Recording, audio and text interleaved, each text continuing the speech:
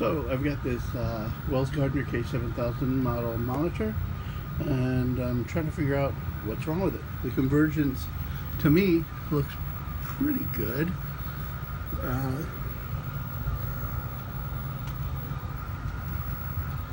Now, I'd be happy with that if that was the only problem.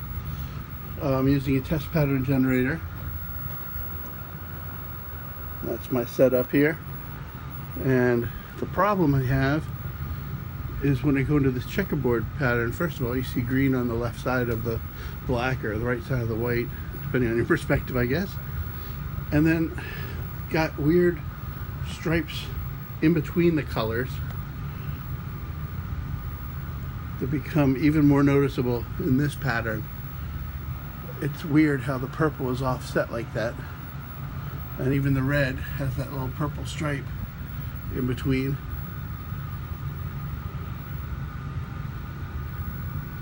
And when we flip there, the same thing's happening at the bottom.